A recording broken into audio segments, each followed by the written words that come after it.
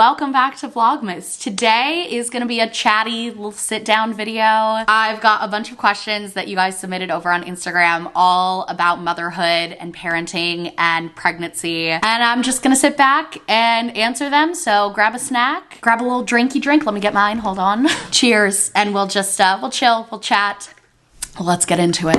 Okay, one thing you feel like no one told you about. I was just talking about this yesterday with one of my friends, and I feel like, especially in early motherhood, like those first couple weeks and months, I was not prepared for how touched out I was gonna feel. And even just that idea of being touched out. I was breastfeeding like every 2 to 3 hours, and when I wasn't breastfeeding, I was usually holding Grace. And so when I had moments where I wasn't and she was sleeping, I was like Steven would try to cuddle me. I'd be like, do not touch me. I don't want to hug anyone. I don't want to cuddle. I just need to be separate from any other being for a while. And that was something I didn't hear talked about at all. And honestly, I felt kind of like ashamed about it. Like, why am I feeling this way? I didn't even have that verbiage for it of being touched out. And it was actually, I saw someone on TikTok talk about it, and then it just clicked for me. I was like, that makes perfect sense. How do you balance motherhood and personal time to yourself? So the biggest thing for me was when Grace started sleeping through the night and going to bed early. So I think it was around 6 months, she started sleeping from 7 to 7. And so getting those evenings back where she would go down at 7 and I wouldn't go to sleep till like 11 or midnight, that's like 4 or 5 hours of just me time. And so at first I was trying to fill that time with, productive things, working, doing chores around the house. But I think especially recently I've come to realize how important that time in the evenings is for me and Steven as individuals, and also for us as a married couple. So the evenings are huge for us. We usually split it kind of 50-50, where we each spend half of it alone. Usually Steven's preferred activity is playing video games in his office, and I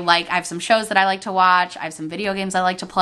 I like to read, I like to take baths, and that time is so crucial for recharging. And I've noticed that when I don't take that time and I do end up actually doing productive things in the evening, I wake up the next morning and I don't feel refreshed. I feel like my battery has not been fully replenished. And so that time has been really, really crucial for me. What's one thing that you didn't expect that's not really talked about? So the touched out thing for sure. But on another one, kind of on a lighter note, is especially with a toddler, just how much of parenting a toddler is repeating the same things over and over and over. And sometimes it's, like trying to keep a boundary. Don't touch the stove. The stove is hot. I probably say that 30 times a day. But also sometimes it's like the random things that they fixate on. Like a couple days ago, I took Grace to Disneyland, and as we were getting off It's a Small World, I just pinched a nerve in my neck. And so I just went, ooh, ow. And she looked kind of concerned. I was like, oh, it's okay. Mommy just hurt her neck. Ow. And moved on. Grace did not move on. For the rest of the day, at least 3 or 4 times an hour, she would grab my neck and go, ow, mama, ow. I'm like, yeah, 4 hours ago, I hurt my neck for 30 seconds. And I would repeat that over and over again. So it's sometimes just funny little things that she fixates on, and sometimes it's trying to keep her safe or hold a boundary, but there's so much repeating myself. And that's also something that gets cut out of vlogs a lot, because if I've said the same thing 30 times, I'm only gonna keep one of them in the vlog. So the amount of footage on the cutting room floor of me just saying the same things over and over again, the limit does not exist. Do you miss the newborn stage at all? I do not. I know there are lots of parents, plenty of parents who love the newborn stage. I am not one of them. And if you are watching this and you are also not one of those people, I just want to say that that's okay. It took me a little while to realize this, but it is okay to not love and thrive in every stage of motherhood. I personally do not feel like I was built for the newborn stage, which has added to my apprehension about getting pregnant and having another baby, is just that stage versus now with Grace being 18 months old and a full-blown toddler. This is the stage of motherhood that I'm I was built for this. I'm having so much fun. I feel like it comes so easily to me. We just get each other, and I'm loving it. I'm thriving, and I did not feel that way having a newborn. Not to say that there weren't aspects that I loved, but definitely looking back on it, I don't miss it. What are your thoughts on screen time for Grace? So the way we kind of approach screen time is it's so nuanced because I don't want it to be this very like coveted, limited resource where she only gets a set amount of time and so she like craves it. But also, I don't want to have the TV on all the time. So the way that we've kind of approached it is if she asks to watch a show, most of the time I'll honor that and we'll sit down and we'll watch together for like 10 or 15 minutes. And then usually she gets bored and she wants to go do something else. But if she's asking like multiple times a day, then usually we'll switch to just listening to music. And that seems to satisfy her. I think the watching together aspect has been really crucial for us. So we watch like old Raffi concerts. We watch Miss Rachel. I've tried to watch a couple Disney movies with her, but she's not really into that yet. So that's worked out pretty well for us for the most part. There have been a couple times where we get in the habit of watching more screen time than Steven and I would like. And then we have to be more intentional about making sure that that doesn't become our new normal. Like when we got sick, we had the TV on a lot more. I think Grace got kind of used to it and she was asking for it a lot more than before. So to adjust that, we just played music more. We spent more time outside. We did more activities. And after a couple days, we were back into our normal cadence. Something I really love too is there's this idea called the 1,000 Hours Challenge, which basically I think it was a study that was done that the average American child has 1,000 hours of screen time a year. And basically this idea of the 1,000 Hour Challenge is like, hey, let's not shame parents for that. We don't need to demonize screen time, but let's match that 1,000 hours with 1,000 hours of time outdoor in nature. And I love that. I'm in a bunch of these 1,000 hour like Facebook groups where parents are sharing activities and ideas of how they're getting their kids more time outdoors. And I just love it. Like I'm not yet at the point where I'm tracking our time to try to hit the 1,000 hours. Maybe I will for 2023, but I really like that idea of, you know, screen time doesn't have to be this like off limits, demonized thing, but like let's also spend a lot of time outside away from screens. That was very long-winded, but hopefully that made some sort of sense.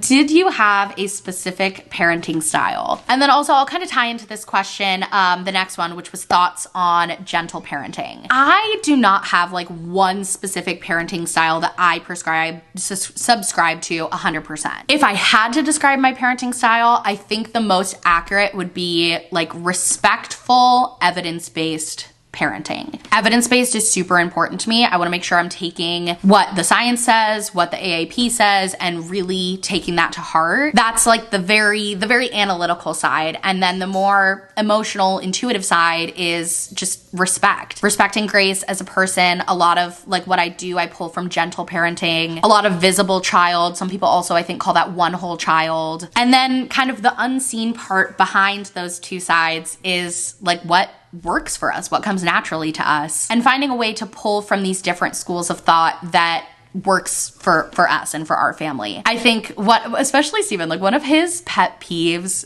in like parenting discourse is this just tight adherence to labels, you know, oh, I'm Montessori or I'm Waldorf or I'm a gentle parent. When I think the reality is a lot of people, most people are pulling from multiple places and doing what works best for them and their family. And also for that specific child. Like I feel like so much of the way I've ended up parenting is really like what Grace has reacted to the best and what has worked the best for her. If we have a second child, there may be things that I end up doing totally differently because that doesn't work for that kid. All right, next question. Oh, camera's dying. Hold on.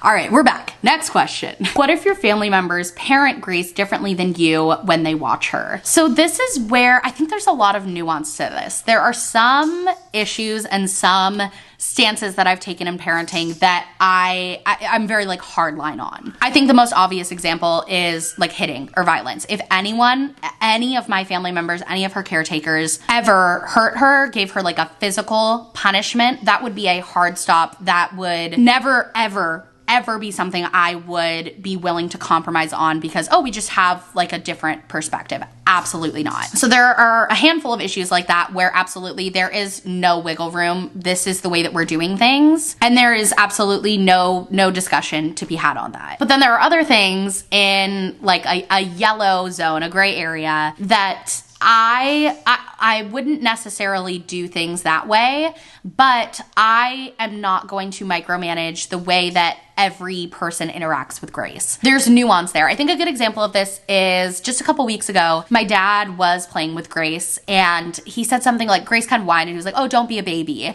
And then he turned to me and he's like, should I not have said that? Like, is that bad? And I was like, well, I wouldn't say that to Grace. And if you're asking, like, yeah, maybe let's not approach it that way. Let's validate her emotions. But also, to me, that one-off comment that she didn't have any reaction to is not a big enough issue that I would step in and say, don't say that or don't do that. So I'm always navigating that. I'm always trying to find that balance of understanding that when I allow another caretaker to be with Grace, that there are going to be things that they do and say and react differently to than me, and that some of those are okay and some of those aren't. So just finding that balance, and the things that are absolutely not okay, I have been very explicit about, and so everyone knows, and there have been no issues there. So, all right, next question. What was the hardest stage for you and how did you get through it? Absolutely, without a doubt, for me, the hardest stage was when I was postpartum, but Steven had just gone back to work. That was so incredibly difficult. I was still physically recovering from the C-section. We had just gotten into like such a good rhythm of the two of us being home, having his help in caring for Grace, and then all of a sudden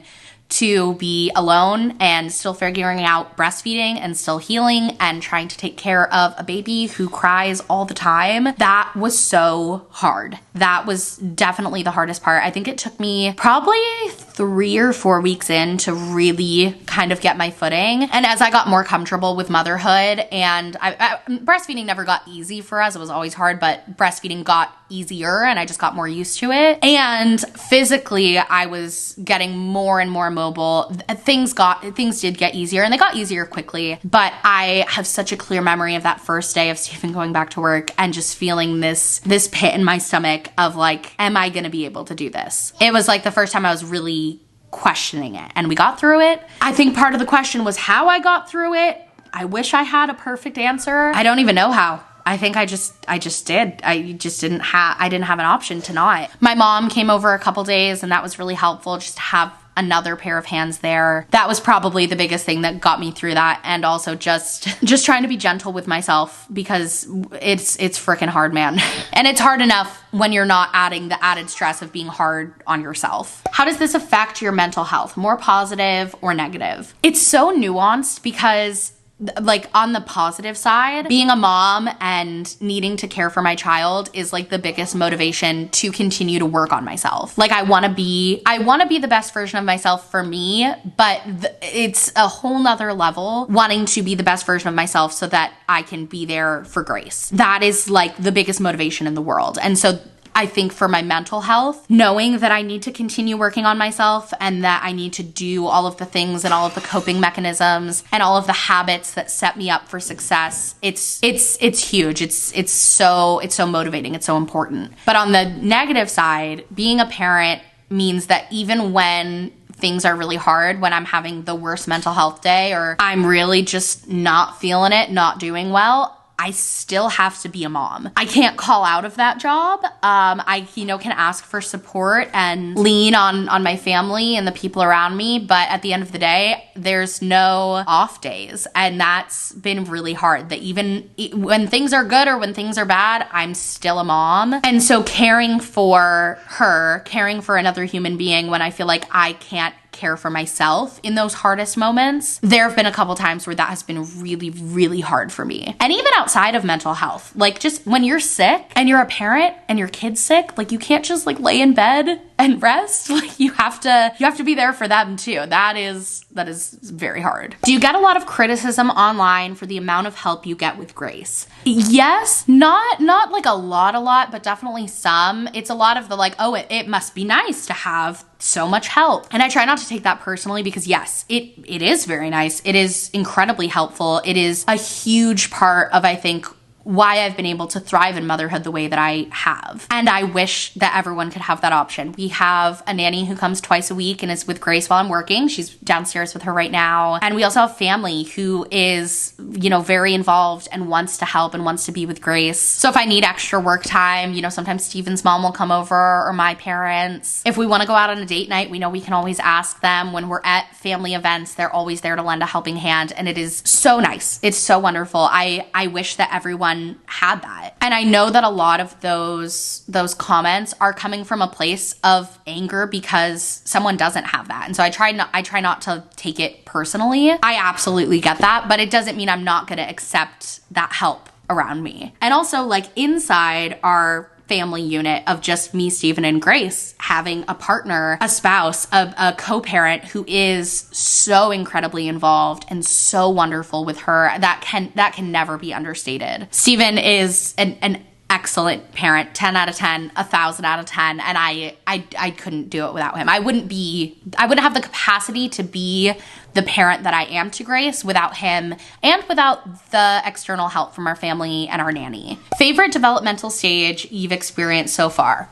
Right now, I freaking love toddlerhood. She is so fun. She's so sweet. Like, I feel like we just get each other. Like, we've bonded so much, especially in the past couple months. We're at a stage now where I can understand what she's trying to tell me, like, probably 95% of the time. She's so fun. She's really developed like her own personality and even her own little sense of humor. It's just so fun. Like, it's just, she's such a light in my life. And every day feels different right now. I'm trying to be so present in these days because I feel like this is a stage I'm gonna look back on and just and miss at some point. Has your inclination towards having more children changed since having Grace? If so, why? It majorly has. Before I got pregnant with Grace, or even while I was pregnant with her, I thought I wanted to have like 3 or 4 kids, and I thought I wanted them all to be really close in age, especially the first 2. So I would have thought that for sure I would be pregnant right now, or at the very least trying, or even maybe already have another baby. But what I'm really struggling with right now, which I think we're probably going to start trying soon, but I still just don't feel fully ready. And what I'm really struggling with is this fear that I'm going to miss out on the next stage with Grace and those special moments because I'm now also going to have a newborn. I'm loving this age. I'm loving this stage. And I feel like there's so much fun that's going to happen in the coming years. I'm afraid that I'm going to miss it. But on the other hand, I want to give Grace a sibling, and I loved growing up with my siblings. I would love for her to have that experience. So even just that makes me feel guilty that I'm not trying to give her a sibling yet. I want to have more kids. I don't want to have as many kids as I once thought I did, and I definitely want them to be more spaced out so that hopefully I can still be present for more of those stages. But I don't know, man. Any other parents who are struggling with the same conundrum, or if you have, sound off in the comments, because this has just been the constant struggle in my brain. I want another baby, but I don't want to miss out on a single moment with Grace. And I know I'm gonna have to miss out on those moments, but I know logically that it'll be worth it. And it's also hard for me. I love Grace so much. It's so much. It's ridiculous. It's hard for me to imagine ever loving anything else as much as I love Grace. And I know that I will. I know that if I have another baby, I'm gonna have those same feelings. But before I have that baby, when I'm not feeling that way yet, I'm like, I love Grace so much, I don't want to take any of that time away from her. Oh, so it's hard. It's changed. My outlook has changed so much since having Grace. I also think I have quite a bit of like birth trauma and a little bit of postpartum trauma as well that I'm still working through. And I thought in my brain, oh, I'll like fully work through this and then I'll be ready to get pregnant again. But it's taking me a lot more time to fully work through it than I thought. And I'm now realizing maybe I will never fully work through this. Like, I should definitely still keep trying and still doing the work, but there may be an element of this that I'm always gonna kind of be a little bit scarred from, and maybe that's okay. Does Grace throw tantrums, and how do you handle them? So Grace She does sometimes. Like, I don't want to say it never happens, but it is pretty rare. A lot of the times I can recognize the signs, I can see the frustration, and I can intervene and we can stop it before it really becomes a tantrum. But there have been a couple times where I either don't recognize the signs or I don't intervene quick enough, and then it's like a full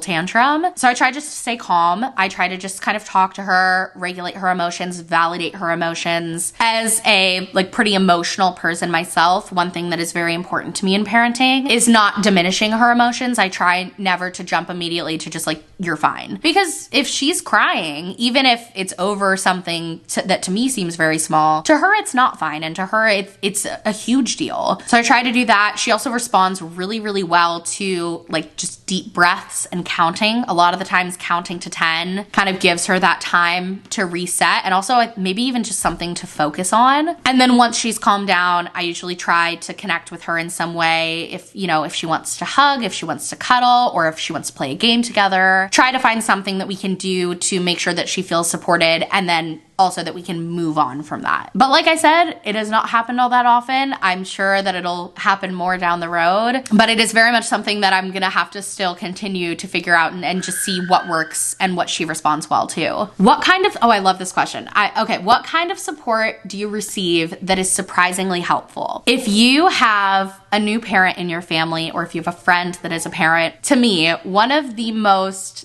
just helpful, supportive things is when you're at a gathering or a barbecue, offering to hold the baby so that the parent can eat. The amount of times that I have been like struggling trying to hold her, get her fed, and then I just don't end up eating myself. The number of times that would happen, it was a lot.